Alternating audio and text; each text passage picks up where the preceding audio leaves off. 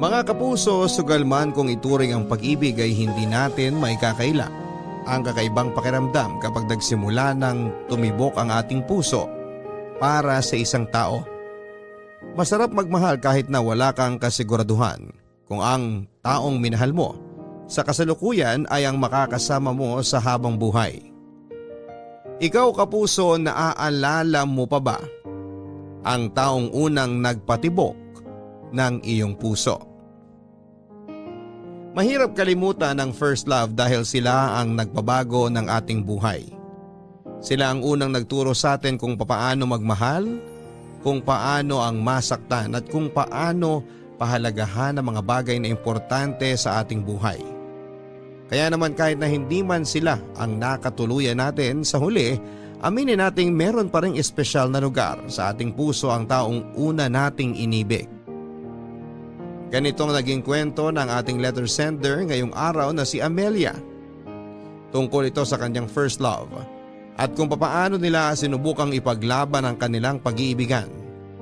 Pero ang tanong, sila pa rin ba ang nagkatuluyan hanggang sa dulo? Alamin natin yan sa mga kwento ng pag-ibig, buhay at pag-asa. Dito lamang sa nangungunang Barangay Love Stories. Dear Papa Dudut, magandang araw po sa inyo. Ako po si Amelia at 63 anyos na po ako ngayon. Isa po akong sari-sari store owner at masasabi ko na isa po ako sa mga may edad ninyong taga-subaybay na mula pa sa Cavite. Simula noong nagpatayo po kasi ako ng sarili kong tindahan dito sa harap ng aming bahay ay naging parte na ng araw-araw ko ang pakikinig ng Barangay Love Stories. Natutuwa kasi ako kapag nakakarinig ako ng mga kwento ng ibang tao, lalo na kapag tungkol ito sa pag-ibig. Nanunumbalik ako sa panahon kung saan ay minsan din akong nakaramdam na magmahal. Kaya ko po naisipang sumulat sa inyo ay para ibahagi naman ang sarili kong love story. Babalik po tayo taong 1975. Kung kailan ay nagsimula akong mamasukan bilang kasambahay sa tahanan ng isang mayamang pamilya sa aming lugar. 17 anyos pa lamang ako noon, Papa Dudut. Mula po ako sa isang mahirap na pamilya at ikalawa po ako sa 6 na magkakapatid.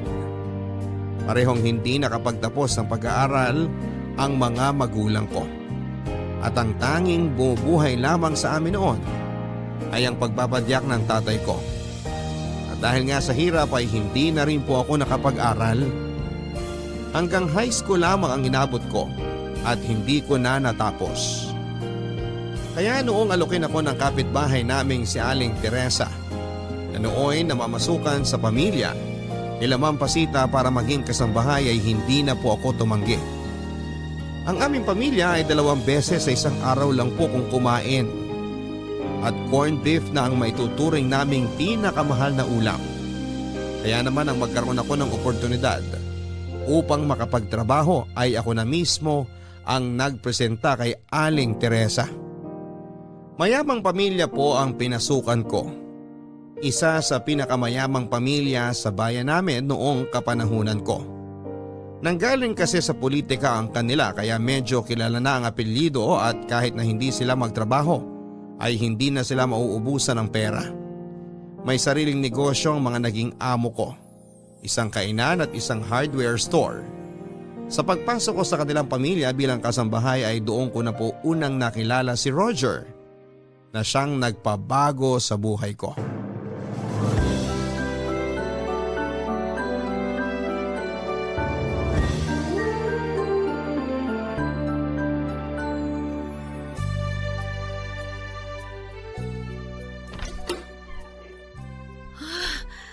Grabe! Ang laki naman ng kwartong to. Mas malawak pa to kaysa sa bahay namin ah. Kaso, ang kalat naman. Pulutin ko nga muna tong mga damit sa sahig. Uy! Ah! Sino ka? Sorry po, sir. Akala ko po kasi lumabas na kayo. Ang sabi po kasi ni Ma'am... Sino ka nga? Anong ginagawa mo dito sa kwarto ko? Ako po si Amelia. Bakit nandito ka sa kwarto ko? At bakit hawak-hawak mo yung salawal ko? Ako po yung bagong kasambahay ninyo. Ang sabi po kasi ni Ma'am, linisin ko raw tong kwarto ninyo kasi 5 buwan na raw po niyang hindi makita yung sahig sa dami po ng kalat. Hindi ka ba marunong kumatok? Paano na lang kung bigla kang pumasok dito tapos wala pala akong suot na damit? Maging ngayon naman po, wala po kayong saplot maliban dyan sa tuwalya ninyo Huwag kang titingin. Sanay na po ako dyan, sir. Puro lalaki po ang mga kapatid ko sa bahay. Maniwala man po kayo o hindi, sanay na ako makakita ng katawan ng lalaki. At saka, hindi naman ho gaano maganda yung katawan nyo, sir. Kahit na. Sa susunod kumatok ka kasi. Kumakatok naman po ako pero katulad nga po ng sinabi ko, akala ko po pumasok na kayo sa eskwelahan. Sabi po kasi ni Ma'am wala nang tao dito, kaya hindi na po ako kumatok. Sino naman kakatukin ko kung wala naman po palang tao, di ba? Basta sa susunod gusto kong kumatok ka pa rin kahit walang tao sa loob. Naiintindihan mo? Opo sir, kung yan po ang utos nyo, masusunod po. Kayo ang amo ko eh. O siya, lalabas na po muna ako sir, para po makapagbihis kayo. Wag na. Tuloy mo na yung ginagawa mo. Sa banyo na lang ako magbibihis.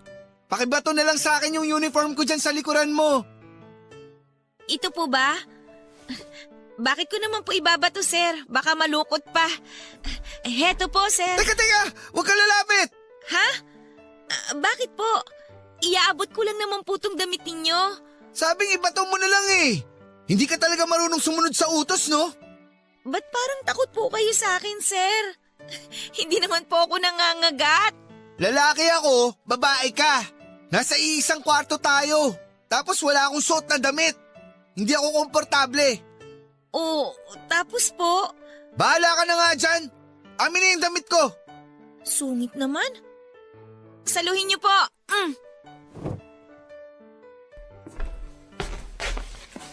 Ay nako, saan ko ba ilalagay itong maruruming damit na to? Wala ba siyang lalagyan ng maruruming damit? Grabe. May mga balat pa ng mga chichirya dito. Ang ganda sana ng kwarto. Ang kaso, parang nagiging tambakan naman ng kung ano-ano. Ay, ano ba yan? Parang araw-araw may dumadaang ipo-ipo dito Ang daming kalat. Ay, ito pa. Ano ba yan? Teka, ano to? Ano ba yan? Meron pang tinapay na inaamag na dito sa ilalim ng kama niya. Pambihira naman, Ano nga pala ulit pangalan mo? Amelia, sir. Ako pala si Roger. Opo, nakwento na po kayo sa akin ni Ma'am kanina. Pasensya ka na, nasigawan kita kanina. Akala ko kasi minumulto na ako eh. Grabe nga po yung sigaw niyo eh. Muntik na ako atakihin sa sobrang lakas. Ilang taon ka na ba? 17 po. Mas matanda pala ako sa'yo. Hindi ka ba nag-aaral? Wala kaming pera para dyan eh. Imbis na gumastos po sa pag-aaral, ibibili na lang po namin ng ulam. Madami po kasi kami sa bahay, sir. Tapos si tatay lang po ang may trabaho sa amin. Mabuti nga po't nakapasok ako rito para naman po makatulong ako sa gastusin sa bahay. Ganun ba? Kayo po, sir, ilang taon na po kayo? 18. Wag mo na akong i-sir. Pakiramdam ko teacher ako pag tinatawag mo akong sir eh. Tawagin mo na lang akong Roger. Sige po, Roger. Sige, naiwan na kita. Late na ako eh. Ikaw na bahala dito sa kwarto ko ha. Opo, sisiguraduhin ko pong hindi nyo mamumukaan tong kwarto nyo pagbalik nyo.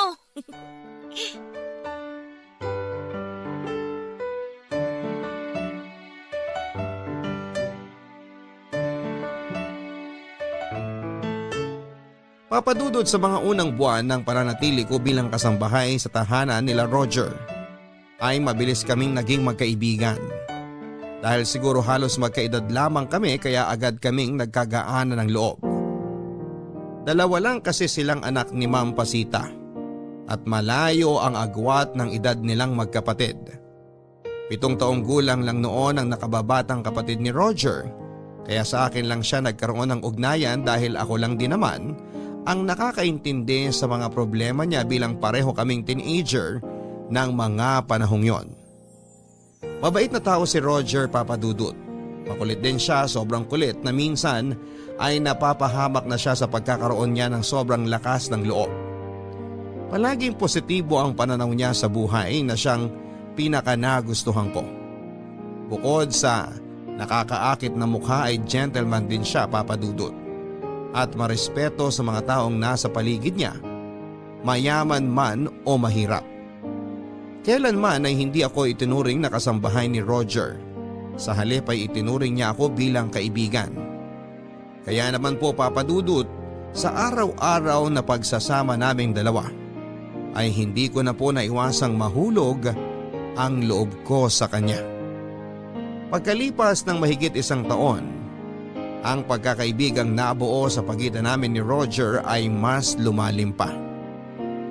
Nagsimulang iparamdam ni Roger ang paggiliw niya sa akin na noong una ay hindi ko masyadong binigyan ng pansin dahil kailanman ay hindi pumasok sa isipan ko na mayroon kaming pag-asa na maging magkasintahan. Mahal ko na siya noon, Papa Dudut, pero pilit kong itinatago ang pag-ibig na yon sa kanya. Dahil ayokong umasa sa isang pangarap na tila ba imposibleng magkatotoo. Hanggang sa dumating ang araw na si Roger na mismo ang magtapat ng pag-ibig sa akin.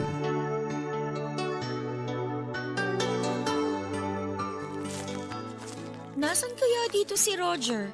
Sabi niya dito ko raw siya puntahan. Amelia, nandito ako. Ay, nandyan ka pala.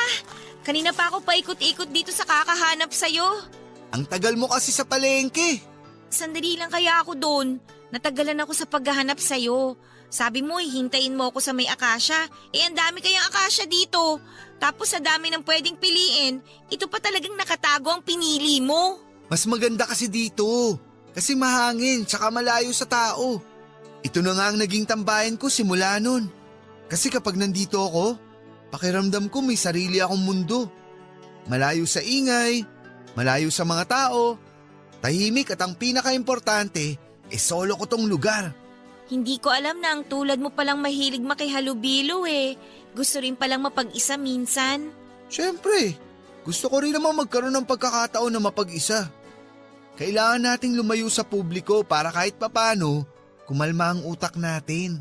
Pwede mo namang gawin yan sa kwarto mo eh. Solo mo rin naman yung lugar na yon. Kwarto ko na kada oras kinakatok ni mama kasi palagi na lang daw ako nagkukulong.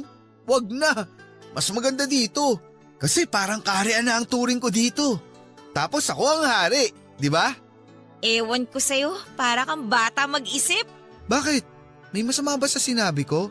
Wala naman. Nakakatuwa ka lang kasi. Ang tanda-tanda mo na pero nag-i-imagine ka pa ng mga kaharian na yan?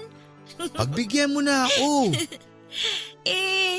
Bakit mo pala ako tinawag dito? May gusto sana akong sabihin sa'yo eh. Ano naman ang gusto mong sabihin? Di ba? Nasabi ko sa'yo na ako ang hari dito. Oo. May kulang kasi sa kaharian ko eh. Ano pa ba ang kulang? Wala akong reyna. Pwede bang ikaw na lang ang gawin kong reyna? Ayaw mo ba? Nagtatapat ka ba ng pag-ibig sa akin? Parang gano'n na nga. Roger, kasi… Ayos lang naman kung ayaw mo. Maiintindihan naman. Oo! Pumapayag ako maging reyna mo! Talaga? Siguro hindi mo napapansin to pero kakaibang saya talaga ang nararamdaman ko tuwing kasama kita. Dahil sa'yo nagkakaroon ako ng inspirasyon sa buhay. Hindi ko alam kung kailan nagsimula yung nararamdaman mo sa akin pero ako, alam kong matagal na akong may gusto sa'yo. Ay, grabe ang kabog ng dibdib ko ngayon. Hindi ko inaasahan na gusto mo rin pala ako. Bakit hindi mo sinabi agad? Hindi mo lang alam pero sobrang tagal ko nang gustong manligaw sa'yo. Natatakot lang ako na baka hindi mo ako gusto. Na kapag sinabi ko sa'yo ang nararamdaman ko, baka hindi ka na maging komportable na makasama ako. Alangan namang ako ang unang magpakita ng motibo. Siyempre, dalagang Pilipina ako, no? Nagpaiwatig ka man lang sana kahit konti. Hindi mo ba alam na bago ka dumating sa lugar na to, ilang beses kong pinractice yung mga linyang sasabihin ko sa'yo? Ha? Anong ibig mong sabihin na pinractice mo lang ang mga sasabihin mo? Aaminin ko na. First time ko lang pumunta sa lugar na to. Kanina pa akong umaga naghahanap ng magandang pwesto para magtapat sa'yo. Sakto lang na malapit dito ang dinadaanan mo papuntang palengke. Kaya itong akasya na to na lang pinili ko. Akala ko talaga sariling lungga mo na tong akasya na to eh. Naniwala pa naman ako. Siyempre, kailangan kong maging romantiko para mapa-oo kita. Ayun na nga, napa-oo mo na nga ako.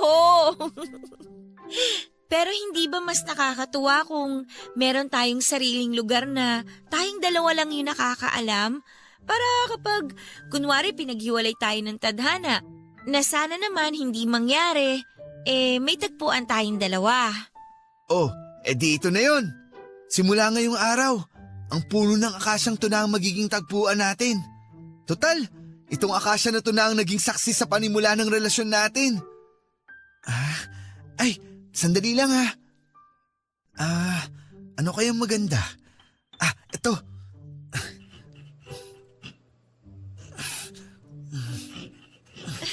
Anong ginagawa mo? Isusulat ko sa punong to ang mga pangalan natin. Para sa ganun, may ebidensya tayo na sa atin na tong lugar na to. Ay nako, kung ano-anong naiisip mo. Sige na, sige na. Mauna na ako sa'yo ha, magluluto pa ako ng pananghalian. Teka, sandali lang. Hintayin mo naman yung hari mo.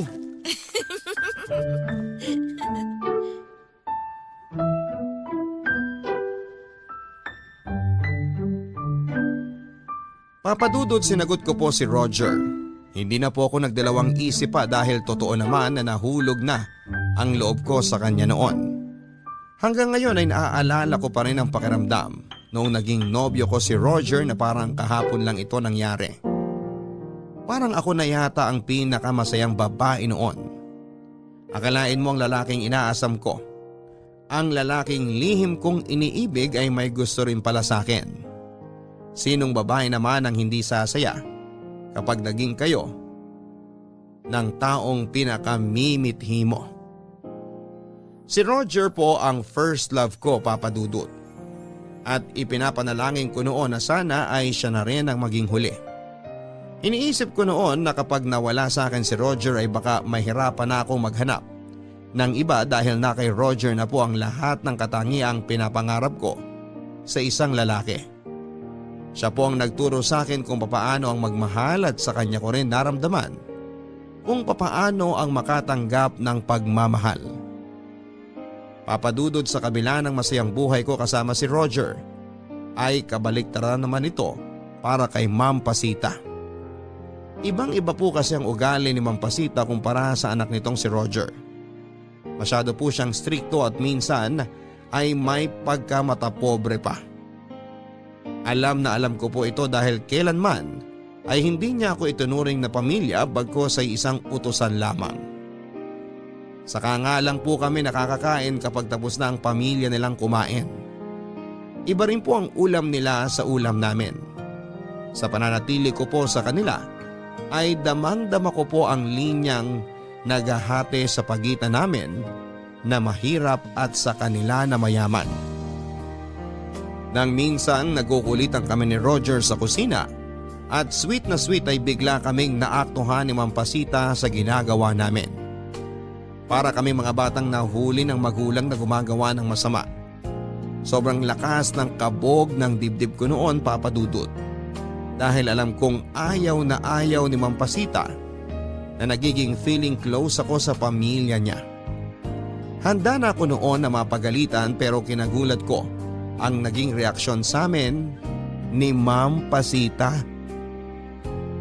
Papadudot nang makita kami ni Ma'am Pasita na naglalambingan ni Roger sa kusina ay parang wala siyang nakita. Hindi masaya ang mukha niya pero hindi rin naman galit ang itsura niya. At kung galit man siya ay hindi niya ito ipinaramdam sa harap ni Roger. Yon ang mas nakakatakot, Papadudot. Dahil hindi ko alam kung ano ang nasa isipan niya noon. Akala ko ay pagagalitan niya ako sa nakita niya pero sa halip, ang ginawa niya ay inutusan niya lang akong tapusin ang mga labada samantalang pinapasok naman niya si Roger sa kwarto niya para mag-aral. Matapos noon ay ilang araw pong naging mailap si Ma'am Pasita sa akin. Alam kong hindi niya nagustuhan ang nakita niya at naramdaman ko yon sa tono ng pakikipag-usap niya sa akin tuwing meron siyang ipinapagawa. Para bang galit siya sa akin. Sa mga araw na yon ay grabe po talaga ang kaba sa dibdib ko dahil natatakot akong mawalan ng trabaho. Kaya naman tuwing nilalapitan ako ni Roger sa loob ng kanilang bahay ay sinisigurado kong wala si Ma'am Pasita na maaaring makakita sa amin. Pero dumating din po ang araw na kinakatakutan ko. Habang nasa eskwelahan si Roger at mag-isa ako naglilinis ng kanilang CR, ay doon na po kinumpronta ako ni Ma'am Pasita. Hindi na po bago sa akin ang mapagalitan niya pero ng araw na yon ay ibang klaseng galit po ang ipinakita niya sa akin. Galit yon na may halong pandidiri.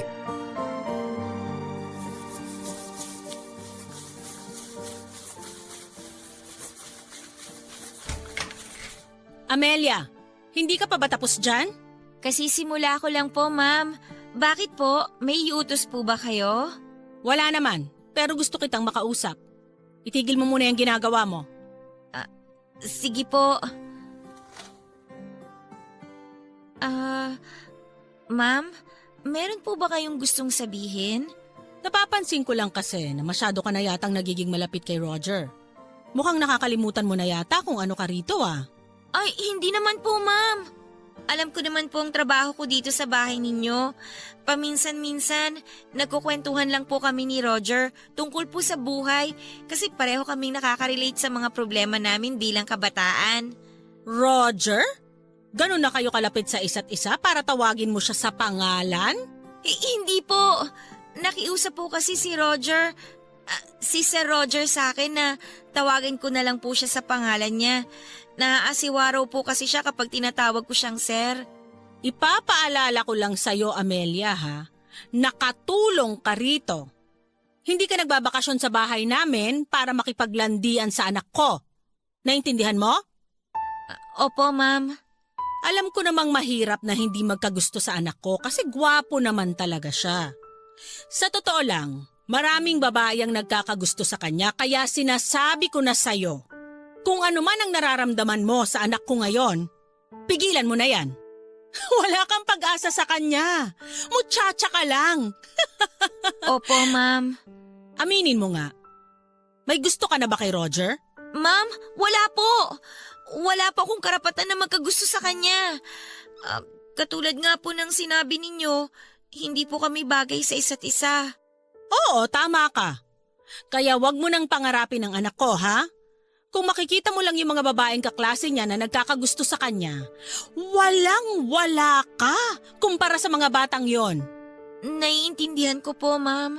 Tsaka sa susunod, ayoko nang makita na nagsasayang ka ng oras kasama si Roger. Naiintindihan mo ba? Kung trabaho, trabaho lang. Walang halong kakirihan, kuha mo? Nandito ka para maging utusan, hindi para maghanap ng kalandian. Kung gusto mo nang magkaroon ng nobyo, maghanap ka sa inyo, wag dito. Maraming lalaki doon na kauri mo. Sobra naman po kayo masyado, ma'am. Alam ko pong mahirap lang kami, pero sana wag niyo naman po kaming insultuhin ng ganyan. Masakit ba? Totoo kasi, di ba? Opo, ma'am, mahirap lang ako at hindi kami bagay ni Sir Roger. Nakuha ko na po yung punto ninyo. Wag niyo naman po sanang idamay dito ang estado ng buhay ko. Mukhang hindi mo pa nakukuha. Sumasagot ka pa eh. Saan mo nakuha yung tapang na sagot-sagutin ako? Dahil ba close na kayo ni Roger? Ay, hindi naman po, ma'am. Sorry po, nadala lang po ako. Ayusin mo yung bunganga mo, ha? Hindi kayo bagay ng anak ko. Isaksak mo yan sa kukote mo. Hindi kanya magugustuhan at kailanman hindi ako papayag na magkaroon ng nobyang chimay ang anak ko. Nakuha mo? Opo, ma'am. Kailangan mo ng trabahong to, di ba? Kung gusto mong manatili sa trabahong to, layuan mo ang anak ko. Opo. Ano? Hindi kita narinig. Opo, ma'am. Nakuha ko po. Kayang-kaya kitang paalisin dito sa pamamahay ko at kayang-kaya kitang palitan ng walang pag-aalinlangan. Kaya wag na wag mo akong kakalabanin. Hala sige, bumalik ka na sa pagkukuskos ng kubeta. Siguraduhin mong walang dumiyan, ha?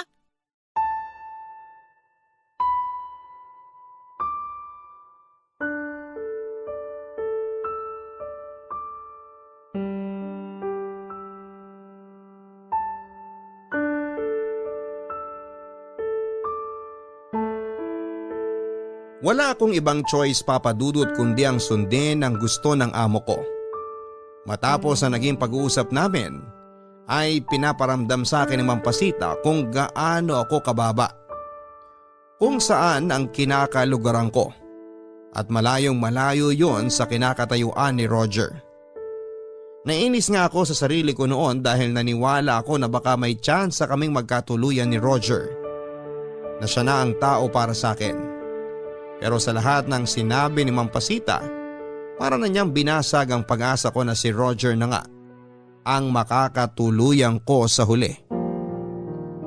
Nagsimula po akong umiwas kay Roger. At tuwing nilalapitan niya ako ay palagi akong nagrarason na marami akong trabaho at wala akong oras para harapin siya. Alam ko kasi na bawat galaw ko ay may mga matanang nakatutok sa aking likuran. Parang agila na minamatyagan ang kanyang pagkain. Konting pagkakamali lang ay tiyak na agad akong aatakihin. Ayoko pong mawala ng trabaho dahil sa akin na nakaasa ang pamilya ko simula nang pumasok ako bilang kasambahay. Kaya naman kahit masakit ay mas pinili ko na lamang po na layuan na muna si Roger. Hindi nagtagal ay napansin din kaagad ni Roger ang ginagawa kong pag-iwas sa kanya. Nung una ay tinatanong niya kung may nagawa ba siyang kasalanan at bakit parang hindi ko siya pinapansin. Nagsinungaling po ako na sobrang abala lang talaga ako sa trabaho ko. Ayokong sabihin sa kanya ang dahilan kasi alam kong lalong lalala ang sitwasyon kapag pinaalam ko po kay Roger na kinausap ako ng mama niya. Mahirap umiwas sa taong araw-araw mong nakikita at nakakasama sa isang bubong. Pero kahit papaano ay nagagawang ko naman ang paraan para hindi kami magpang-abot ni Roger. Hanggang sa dumating ang araw na napuno na siya sa kawalan ko ng atensyon para sa kanya.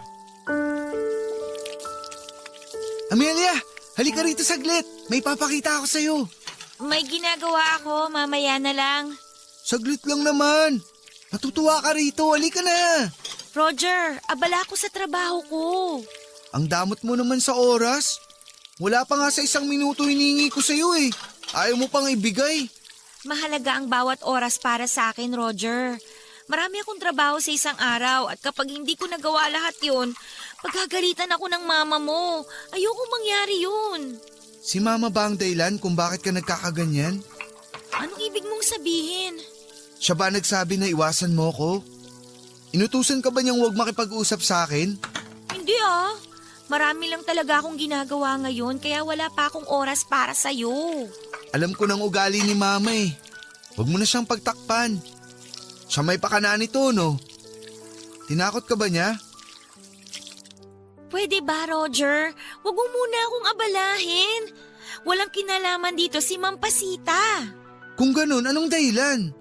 Bakit ka umiiwas? Ayaw mo na ba sa akin? May nagawa ba akong kasalanan? Abala lang talaga ako. Ano ka ba? Mahirap bang intindihin yun? Marami akong ginagawa ngayon. Ang hindi ko maintindihan, busy ka rin naman noon pero bakit ngayon? Ganito na ang trato mo sa akin. Gusto mo na ba akong hiwalayan? Hindi, Roger, hindi. Ayoko mawala ka sa akin. Ayoko mangyari yun. Eh bakit ayaw mong sabihin sa akin kung anong problema? Amelia, wag mo akong gawing bobo. Marunong ako magbasa ng sitwasyon. Tinatanong kita kasi gusto ko lang ng kumpirmasyon mo. Tinatakot ka ba ni mama? Oo. Kinausap niya ako na layuan kita. Hindi daw tayo para sa isa't isa. Mas marami raw ibang babae dyan na mas bagay sa'yo. Amelia, ikaw lang ang babae para sa akin. Ikaw lang ang babaeng minamahal ko. Ako ang mas nakakaalam kung sino ang tinitibok ng puso ko at hindi si mama. Kaya huwag kang maniwala sa kanya. Nalilito na ako, Roger. Hindi ko alam kung ano ba yung dapat kong gawin. Susundin ko ba yung puso ko na nagsasabing mahalin kita? O papanig ba ako sa utak ko na nagsasabing mas kailangan kong trabahong to? Hindi ko na alam ang gagawin ko eh. Halika nga rito, yakapin mo ko. Roger. Huwag kang matakot kay mama. Alam kong nasabi lang niya yung mga bagay na yun kasi hindi ka pa niya lubusang nakikilala. Ako kilalang kilala na kita kasi palagi kitang nakakasama. Hayaan mong kilalanin ka muna ni Mama. Kapag nakita niya kung gaano ka kabait, kasipag at kalambing, paniguradong hindi na niya tayo tututulan. Pero kailangan kong sundin ang gusto ng mama mo. Kung hindi ko gagawin yun, tatanggalin niya ako sa trabaho. Ganito na lang, didistansya na muna ako sa'yo. Itago na lang muna natin ang relasyon natin para sa kapakanan mo. Basta araw-araw, tuwing mamamalengke ka, lagi kitang hihintayin sa tagpuan natin. Sa puno ng akasya? Oo, sa sarili nating kaharian. Salamat. Salamat at naiintindihan mo ko. Pasensya ka na kung wala pa akong magawa sa ngayon. Pasensya na rin sa kung anumang nasabi sa'yo ni Mama. Mabait namang tao si Mama. Minsan iba lang talaga ang tingin niya sa mga taong malayo sa estado ng buhay niya. Naiintindihan ko naman siya eh. Kabutihan mo lang naman ang iniingatan ni Ma'am Pasita. Hayaan mo. Ipinapangako ko sa'yo na balang araw, ipapakilala rin kita sa publiko bilang nobya ko. Pangako ko yan.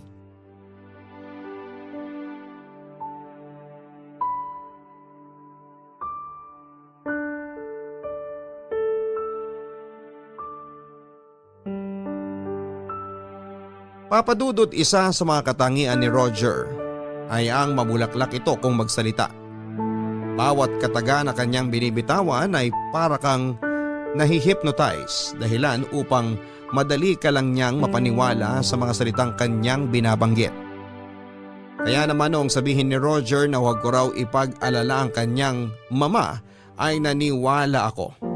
Naniwala po ako na siya na raw ang bahala sa nanay niya. At dahil doon, Papadudot, ay nawala ang takot ko kay Ma'am Pasita sa pag-aakalang kakausapin na niya ang nanay niya tungkol sa sitwasyon naming dalawa. Ipinangako niya sa akin na darating din ang araw na ipapakilala niya ako sa publiko bilang kanyang kasintahan at magsisimula ito sa kanyang mga magulang. Pinagkatiwalaan ko po ang pangakong yon ni Roger. Nagtiwala po ako na meron siyang sapat na kakayanan upang ipaglaban ang pag-ibig namin sa mga taong tutol sa aming relasyon. Ang hindi ko naisip ay masyado pa kaming bata noon. Malakas ang loob, masyadong matayog ang mga pangarap at maraming ambisyon sa buhay. Hindi ko inaasahan na ang realidad pala ng buhay ay mas malala pa sa aking inaakala. Hindi naglaon ay bumalik na ulit kami sa dati ni Roger. Naging malambing kami ulit sa isa't isa kahit na pinagbawalan na ako ni Ma'am Pasita na magkaroon ng ganong klase ng samahan sa kanyang anak. Iyon ang isa sa mga pinagsisisihan ko, Papadudot. Ang kalabanin ng kagustuhan ng aking amo. Matapos ang araw na yun ay sobrang bilis ng mga pangyayari. Nagising na lamang ako na galit na sa akin si Ma'am Pasita. Inila niya ako palabas ng kwarto ko at bigla na lang niya akong pinalayas sa kanilang tahanan. Papadudot kung papaano ang napapanood nating paraan ng pagpapalaya sa mga teleserye ay ganon na ganon mismo ang nangyari sa akin. Kinaladkad ako palabas ni Ma'am Pasita at wala akong kalam-alam kung ano ang rason niya. Nagkalat ang lahat ng mga damit ko sa labas habang pinapanood ako ng mga tao kung paano ako itapon palabas na parang basura. Pinagbintangan ako ni Ma'am Pasita na nahuli raw niya akong nakikipagharutan sa ibang lalaki habang nasa trabaho. Ayaw daw niyang masira ang pinakaiingatan nilang pangalan dahil lang sa kalandian ng isang kasambahay. Alam ko po sa sarili ko, Papadudot, na hindi ko po magagawa yon. Walang katotohanan ang lahat ng mga paratang niya sa akin dahil hindi ko po magagawang makipagharutan sa ibang lalaki. Gayong alam ko namang meron na akong kasintahan. Isa lang po ang lalaki sa buhay ko at si Roger yon. Alam ko po kung saan nanggagaling ang biglaang galit na nararamdaman ni Ma'am Pasita noon. Kinagabihan kasi bago ang pangyayaring yon ay inamin na ni Roger sa kanyang mga magulang na meron kaming relasyong dalawa. Alam ko naman pong hindi ako tanggap ni Ma'am Pasita Alam ko din na ayaw niya sa relasyon namin. Inaasahan ko na natututol siya sa relasyon naming dalawa ng anak niya, pero hindi ko po inaasahan na hahantong ang lahat sa ganitong punto.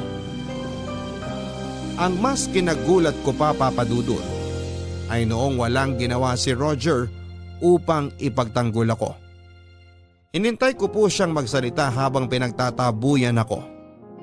Hinintay ko siyang kampihan ako at sabihing hindi ko magagawa ang mga pinaparatang sa akin ni Ma'am Pasita, pero wala po siyang ginawa. Hinayaan lang niya akong umalis sa buhay nila. Amelia! Tumayo ka dyan! Ma'am, bakit po? Ano pong nangyayari? Lumayas ka rito! Lumayas ka sa pamamahay ko!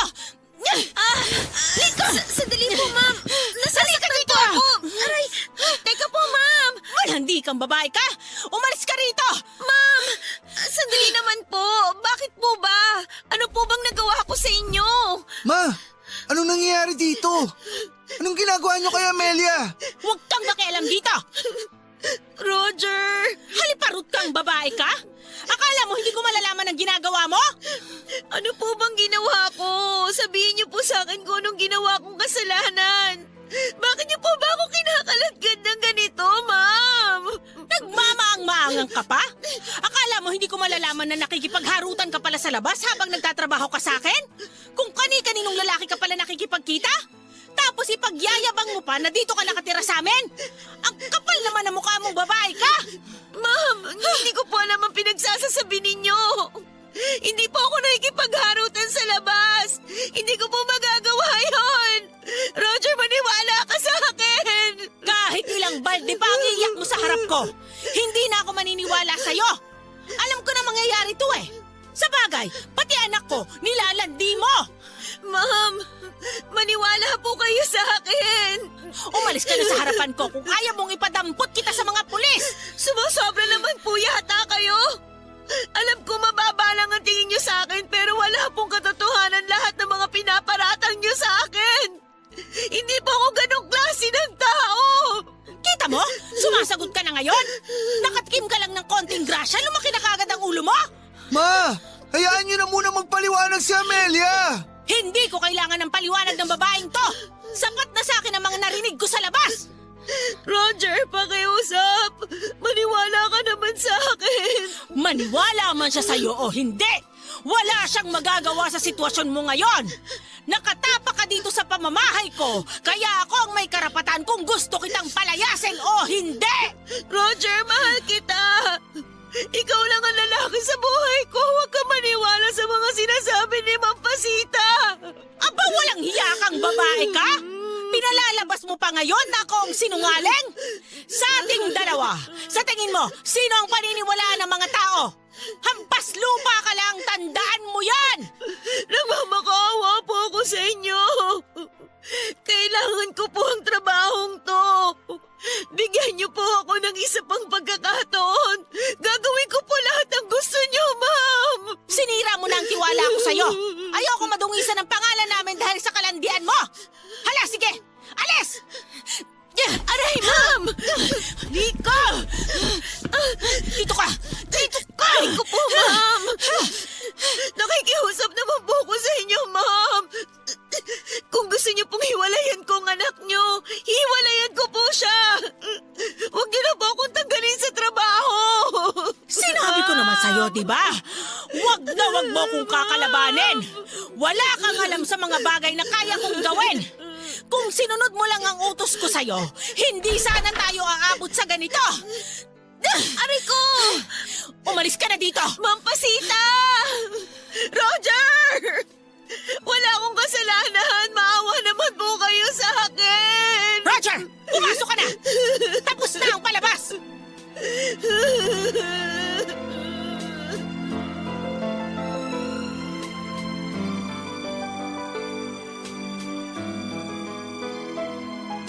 Wala na po akong ibang nagawa, Papa Dudut, kundi ang tanggapin ang kapalaran ko. Kung hindi na nila gusto ang serbisyo ko ay tinanggap ko po yun kahit na mabigat sa dibdib. Nakakalungkot lang na wala akong kapangyarihan upang malinis ang pangalan ko. Pero ganun talaga ang buhay. Kung mahirap ka lang ay wala kang kakayanang labanan ng may kaya at may impluwensyang tulad ni Ma'am Pasita. Umalis po ako sa kanilang bahay ng mabigatang pakiramdam. Hindi dahil napahiya ako. Hindi dahil pinagbintangan ako. Kundi dahil hinayaan lang ako ni Roger na umalis. Ni hindi kami nakapagpaalam sa isa't isa. Hindi man lang kami nakapag-usap sa kung anuman ang mangyayari sa relasyon namin pagkatapos ng naganap na pagpapalayas, kung kami pa ba. O kasabay ng pag-alis ko sa kanila ay ang pagtatapos na rin ng relasyon naming dalawa. Papadudot, agad naman akong nakahanap ng bagong trabaho matapos akong mapalayas. Nakapasok ako bilang tagahugas ng pinggan sa isang maliit na karinderya. Mas maliit nga lang ang sahod kumpara sa dati kong trabaho, pero nagpapasalamat pa rin ako na kahit papaano ay may kinikita pa rin ako sa pang-araw-araw para sa pamilya ko. May isang linggo rin kaming walang komunikasyon ni Roger, Papadudut. Pasimple ako noong dumadaan sa eskwelahan nila at nagbabaka sakaling magkita kami doon. Kapag may pagkakataon ay sumasadya rin ako sa bahay nila. At mula sa malayo ay umaasa akong makita ko si Roger, pero ni anino niya ay hindi ko po nasilayan. Paubos na noon ang pag-asang pinangahawakan ko, Papadudut, nang bigla akong makatanggap ng liha mula kay Roger na pinahatid pa niya mula kay Aling Teresita. Nabuhayan ako ng loob nang mabasa ko na gusto raw niya akong kitain sa susunod na Sabado, 9:00 ng gabi, sa puno ng akasya kung saan siya nagtapat ng pag-ibig sa akin. Roger! Amelia! Akala ko iniwan mo na ako. Higpitan mo ang yakap mo sa akin. Pasensya ka na. Ngayon lang ako nagkaroon ng oras para kausapin ka. Ako na rin ang humingi ng tawad sa mga ginawa sa'yo ni Mama. Bakit ngayon ka lang nagpakita? Hindi mo ba alam kung gaano kahirap maiwan sa dilim? Ni hindi ko alam kung anong estado ng relasyon natin. Meron pa bang tayo? Bakit? Akala mo ba bibitawan na lang kita basta-basta? Hindi ako ganung tao, Amelia. Kapag mahal ko ang isang tao, ipaglalaban ko siya. Ipaglalaban kita. Iniwan mo ako sa ere, Roger. Hinayaan mo lang ako na tapak-tapakan ng mama mo. Hinayaan mo lang na durugin niya ako gamit ang mga masasakit na salita. Alam mo kung ano pang mas masakit? Wala akong alam kung anong tumatakbo sa isip mo noong mga oras na yon. Natatakot ako na baka naniwala ka na sa mga binibintang niya sa akin. Natatakot ako na bigla mo na lang akong iwan dahil doon. Pasensya ka na. Masakit din para sa akin na makita kang inaalipusta ng sarili kong nanay. Pero kailangan kong gawin yun para sa ating dalawa. Anong ibig mong sabihin? Hindi ka tanggap ni Mama para sa akin. Nung inamin ko sa mga magulang ko na magkarelasyon na tayo, hindi niya nagustuhan ang balitang yun. Alam ko na yun ang dahilan kung bakit kanya pinalayas. Ibig sabihin, hindi ka rin naniniwala sa mga bintang niya sa akin? Di ba sabi ko naman sa'yo na kilalang kilala na kita? Alam kong hindi mo magagawa yun. Malaki ang tiwala ko sa'yo, Amelia. At kahit anong paninira ang gawin sa'yo ni Mama, sa'yo lang ako maniniwala. Hindi naman totoo yung mga yun, di ba? Hindi! Walang katotohanan lahat ang mga sinabi tungkol sa akin ni Ma'am Pasita. Pero ano yung sinasabi mong kailangan mong gawin para sa atin? Hinayaan ko si Mama na palayasin ka kasi may plano ako. Anong plano mo? Magtatanan tayo. Itatanan kita. Ha? Pero sigurado ka ba sa gusto mong mangyari? Paano na yung pag-aaral mo? Paano ako? Ang pamilya ko? Parang hindi ko yata sila kayang iwan, Roger. Amelia, ito na lang naiisip kong paraan para maipagpatuloy natin ang pagmamahalan natin. Mahirap. Alam kong mahirap ang magdesisyon ngayon, pero kapag hindi natin to ginawa, maraming tao ang kukontra sa pagsasama natin. Mahal mo naman ako, di ba? Oo, mahal kita. Mahal na mahal kita, Roger. Pero parang masyado yata tayong nagmamadali. Hindi mo naman kailangan magdesisyon ngayon eh. Bibigyan kita ng oras para mag-isip. Sa parehong araw sa susunod na linggo, 11:11 ng gabi. Dito mismo sa puno ng akasyang to. Hihintayin kita dito. Kaya mo bang talikuran ng lahat? Kaya mo bang basta na lang itapon ang magandang buhay mo para lang sa isang tulad ko? Ikaw na ang buhay ko ngayon, Amelia. Kumpara sa pera, sa malaking bahay, sa magandang buhay, mas pipiliin kita sa lahat ng bagay na meron ako ngayon. Ikaw, kaya mo bang talikuran ng lahat para sa akin? Hindi ko alam. Hindi ko alam, Roger. Natatakot ako. Paano kung hindi natin kayanin? Paano kung hindi pa tayo handa? Magtiwala ka lang sa pag-ibig natin, Amelia. Gagawin ko ang lahat para sa ating dalawa. Saan tayo pupunta? Anong plano mo kapag nakaalis na tayo dito? May kaibigan ako na may rest house dun sa lalawigan nila. Gagamitin ko ang naipon kong pera para makahanap tayo ng matutuluyan. Maghanap ako ng trabaho. Wala ka bang tiwala sa akin? Natatakot ako para sa'yo. Alam kong nasanay ka na sa marangyang buhay. Paano kung hindi mo kayanin ang mahirap na buhay? Alam kong sobrang mapangas tong gagawin natin. Pero naniniwala ako na kapag nagtulungan tayo, makakayanan naman natin lampasan lahat ng problema, di ba? Si Mampasita, paano kung mahanap niya tayo? Roger, natatakot ako sa kanya. Alam ko na kung hanggang saan ang kaya niyang gawin para sa pamilya niya. Marami siyang koneksyon. Mahirap takasan ng taong maraming kakilala. Ako nang bahala sa kanya. Basta magtiwala ka lang sa akin katulad ng pagtitiwala ko sa iyo. Nagtitiwala naman ako sa'yo, pero kailangan ko lang talagang pag-isipan to ng mabuti. May 1 linggo pa naman tayo para makapag-isip eh.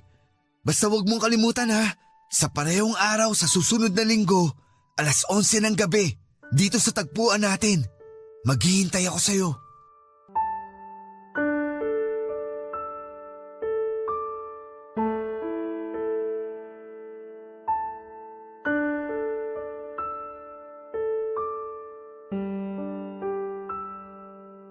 Sa parehong araw sa susunod na linggo, 11:11 ng gabi sa Akasya na ginawa na naming tagpuan ay doon daw ako hihintayin ni Roger para sa plano niyang pagtatana namin. Noong una ay ayaw kong pumayag sa gusto niya. Biglaan kasi ang mga pangyayari at hindi pa ako handa noon na magbago ang buhay ko. Hindi ko rin inaasahan kay Roger na kaya pala niyang iwanan ang pamilya niya at ang buhay niya para sa akin. Ilang araw po akong hindi nakatulog sa kakaisip sa kung ano ang magiging desisyon ko.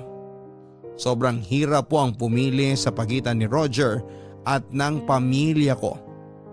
Pero gaya nga ng sabi ni Roger, yun na lamang ang tanging paraan para maipagpatuloy namin ang pagmamahala namin na pilit kinokontra ng iba.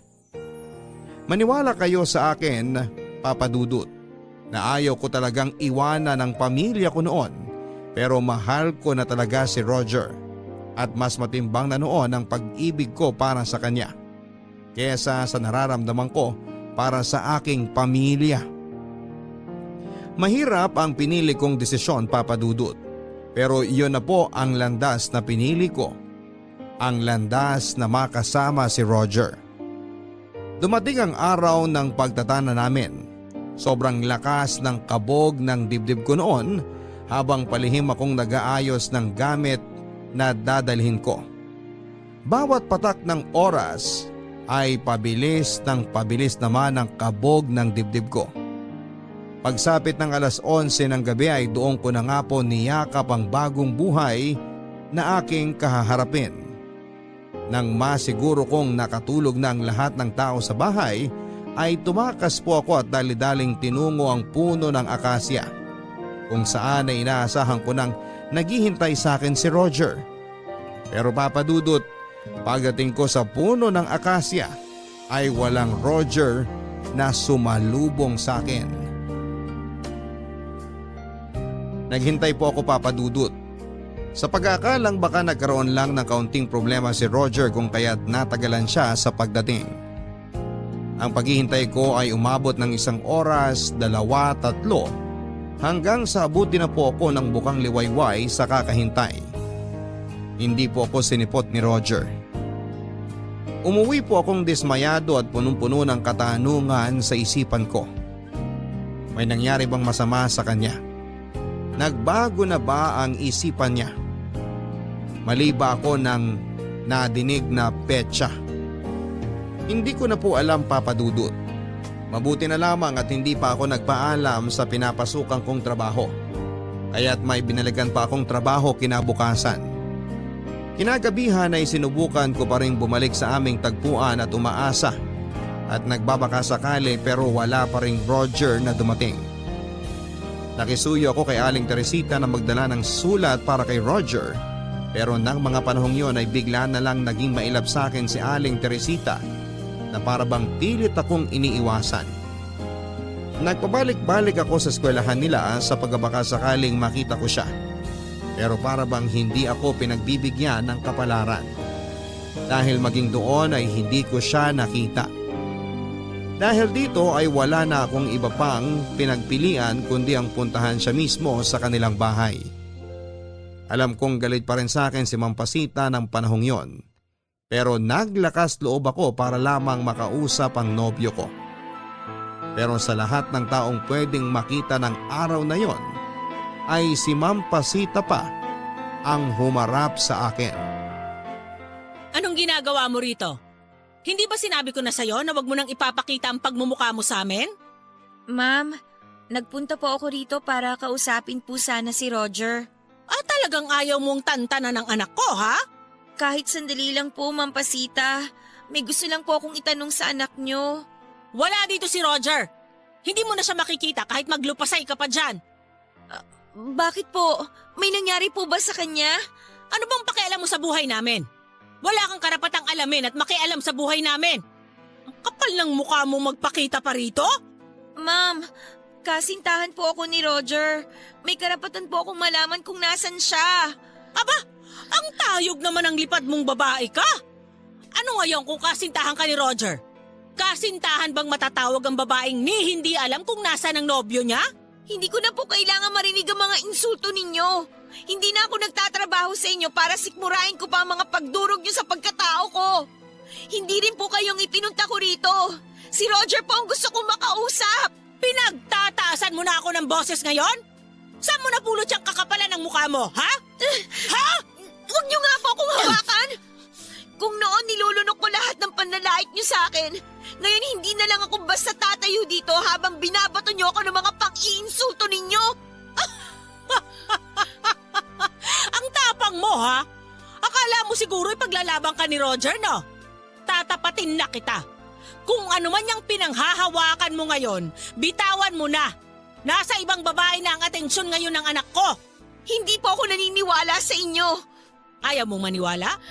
Nasaan ba si Roger ngayon? Bakit ayaw kanyang harapin? Bakit hindi kanya sinipot? Magtatanan dapat kayo, di ba? Bakit nandito ka pa ngayon? Paano niyo po nalaman yan? Katulad ng sinabi ko sa'yo, wala ka pang alam sa mga bagay na kaya kong gawin. Tandaan mo, anak ko si Roger at hindi ko siya hahayaang mapunta lang sa isang malanding tsimay na tulad mo. Kung akala niyo wais na kayo, mas mautak ako sa inyo. Kung totoo man po ang sinasabi ninyo, iharap niyo po siya sa akin. Gusto kong siya mismo magsabi sa akin yan. Talagang inuutusan na ako ngayon ng isang hampas lupang katulong? Ang kapal ng mukha mong utusan ako! Gusto mong isampal ko sa'yo ang realidad? Binigyan ka lang ng konting pansin ng anak ko, akala mo ikaw nang nagmamay-ari ng mundo. Hoy! Bumalik ka na sa ilalim ng lupa! Wala kang mapapala sa paghahabol mo sa pangarap mo na simula pa lang imposible nang mangyari. Nagmamakaawa po ako sa inyo. Iharap niyo po sa akin si Roger.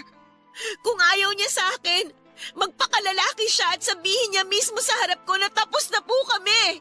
Hindi ka na niya kailangang harapin. Ako na mismo ang nagsasabi sa'yo na wala na siyang gusto sa'yo. Pinagbigyan ka lang niya sa gusto mo. Hindi ka naman siguro umasa na magkakatuluyan kayo, di ba? Alam mo kung ano mas mabuting gawin mo? Maghanap ka ng trabaho. Maghanap ka ng lalaking mas nababagay sa'yo at mamuhay ka ng payak at masaya. Huwag mong ipilit yung buhay na hindi naman para sa'yo. Kung ayaw niyo po talagang iharap sa akin si Roger, Pakisabi na lang po ito sa kanya. Hihintayin ko po siya.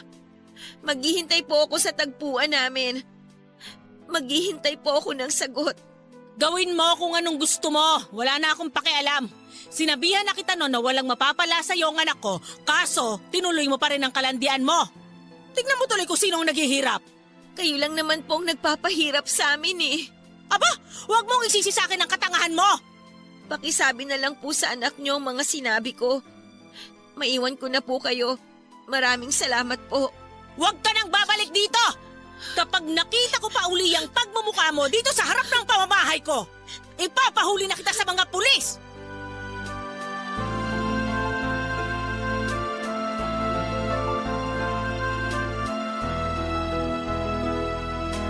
Aaminin ko, Papa Dudut, na masakit ang mga salitang binitawan sa akin ni Ma'am Pasita. Para yung mga patalim na isinasaksak sa akin ng harap-harapan. Pero kahit na ganoon ay hindi pa rin ako nagpatinag. Hindi pa rin ako sumuko. Gabi-gabi ay bumabalik ako sa puno ng akasya. Sa parehong oras, dalang pag-asang sisiputin pa rin ako ni Roger.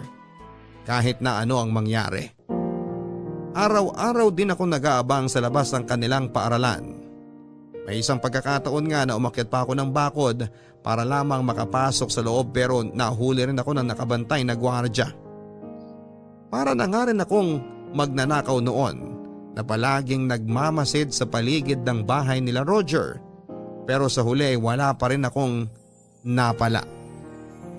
Papadudod sa paglipas ng mga araw, ng mga buwan, ay unti-unti nang nawawala ng pag-asa ang puso ko. Para bang bigla na lang nawala sa mundo si Roger, at ni anong balita sa kanya ay wala na akong nasaga pa. Pinadala ba siya sa ibang lugar? Hindi ko po alam. Wala naman po akong kakilalang kaibigan niya para mapagtanungan. Nang panahong yon ay hindi na rin po nagtatrabaho sa kanila si Aling Teresita, na siyang nagpasok sa akin noon para maging kasambahay. Lumipas ang isang taon ay lumipat na ng tirahan sina Ma'am Pasita. Ang dating bahay nila kung saan ay nakatago ang mga alaala naming dalawa ni Roger ay unti-unti nang niluma ng panahon. Wala nang tumira doon. Ipinagpatuloy ko pa rin ang buhay, Papa Dudut, at aaminin kong nahirapan akong kalimutan si Roger. Hanggang hindi nasasagot ang mga katanungan sa aking puso't isipan ay kailanman ay hindi ko kayang bitawan si Roger. Mabilis na dumaan ang 10 taon. Marami rin naman po akong nakilalang mga lalaki at sa katunayan ay nagkaroon din ako ng ilang manliligaw. Pero ni isa sa kanila ay walang nakapantay kay Roger. Wala sa kanila ang nakapagpatibok ng puso ko ng tulad ng ginawa ng dati kong kasintahan. Amelia, Ah, ikaw pala, Manuel. busy ka ba?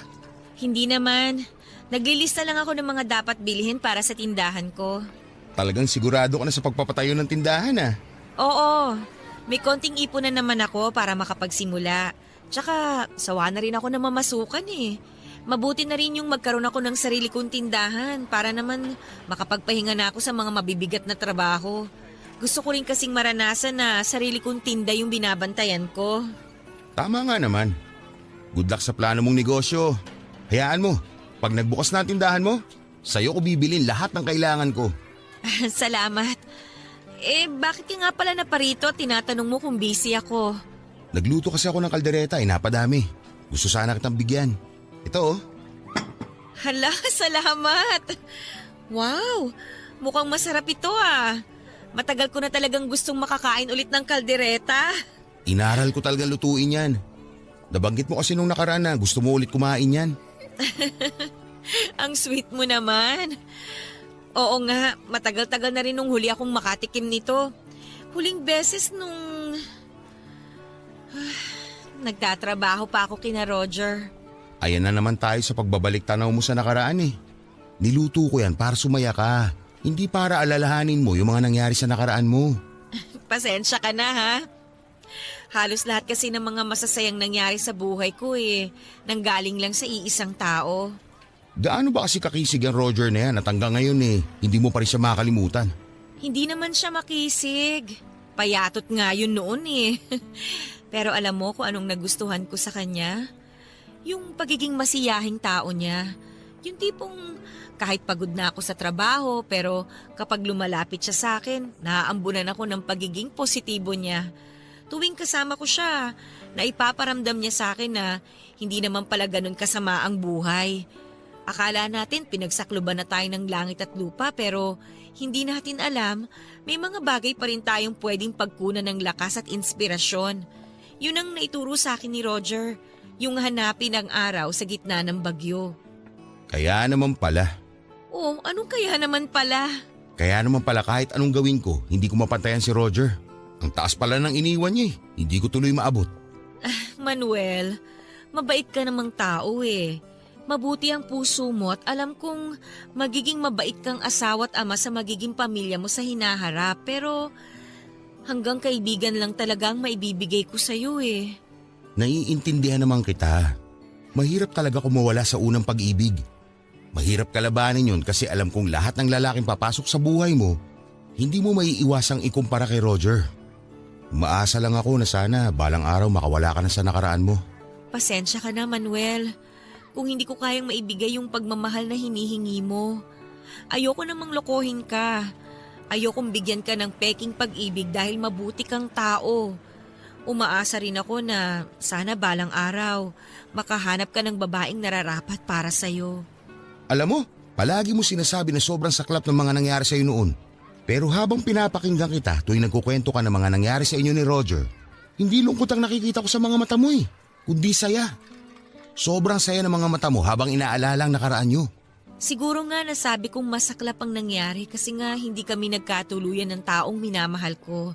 Pero tama ka, ang tinutukoy kong mapait na parte ng buhay ko, ang siya ring pinakamasaya. Nakakatawa, no? Yung taong nagbigay saya sa akin, siya rin yung taong nagbigay ng lungkot sa buhay ko. Kamusta na kaya si Roger ngayon, no? Hindi ko alam. Sana masaya na siya ngayon. Sana kontento na siya sa buhay niya. Sana nakamit na niya ang mga pangarap niya sa buhay nang hindi dinidiktahan ng ibang tao. Ikaw, masaya at kontento ka na ba sa buhay mo ngayon? Sa totoo lang, hindi ko alam. Minsan masaya, minsan kontento na. Minsan dinadalaw pa rin naman ako ng lungkot, ng pagsisisi. Marami pa rin katanungang bumabagabag sa akin ngayon eh. Pero sa huli, wala naman akong ibang magagawa kundi tanggapin na naging kapalaran ko. Alam mo kung anong tingin ko? Tingin ko, hindi ka pa masaya. Tingin ko, hindi ka pa kontento. Hanggang ngayon kasi, nag-aantay ka pa rin Umaasa ka pa rin na darating siya. Tama ba ako? Ay, siguro. Siguro nga tama ka.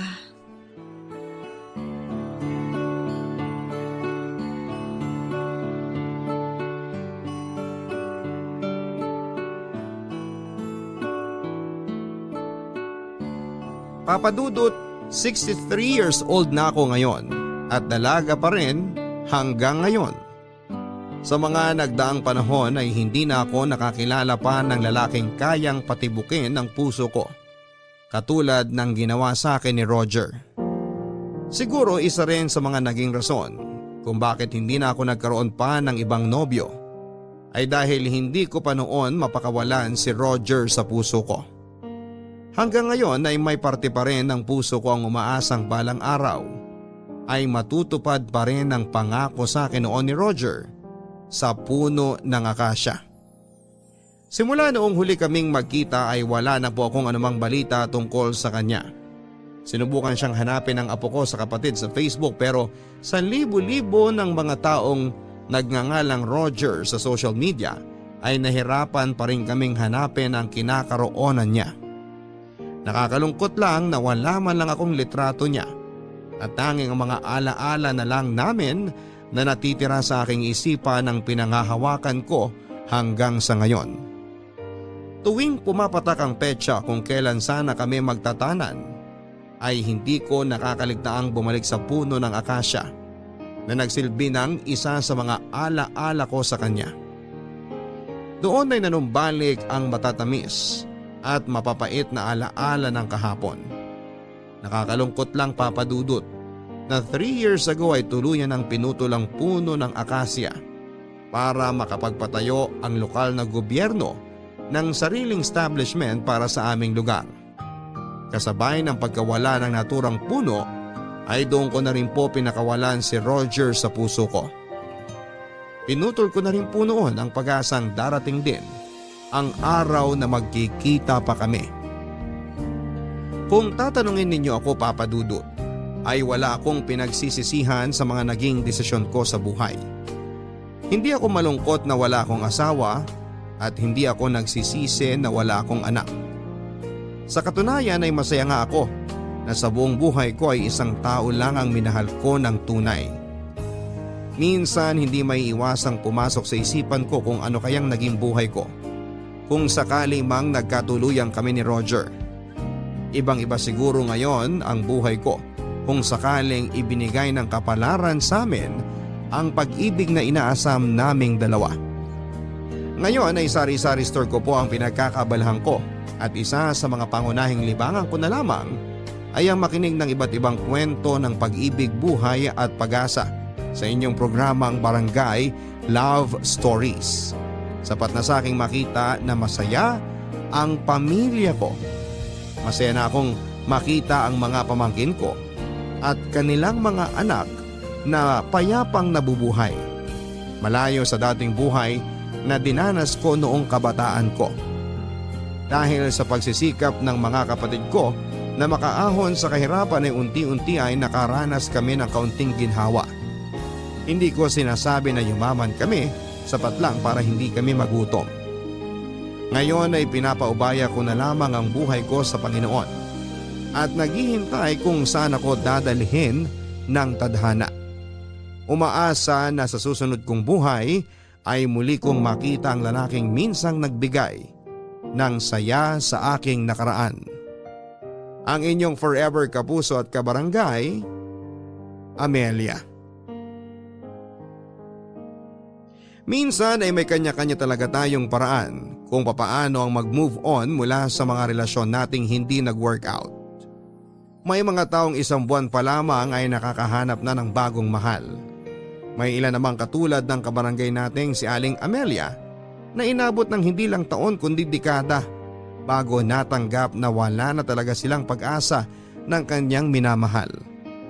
Gayunpaman ay maikli lang ang buhay, mga kabarangay, at sana'y huwag nating pagkaitan ng puso natin na makahanap ng panibagong pag-ibig. Akala lang natin mahirap pero kapag pinagbigyan natin ang puso nating magmahal muli, tiyak na makakahanap din tayo ng taong para sa atin. Hindi man ito katulad ng ating first love, pero at least ay makakatanggap pa rin tayo ng true love.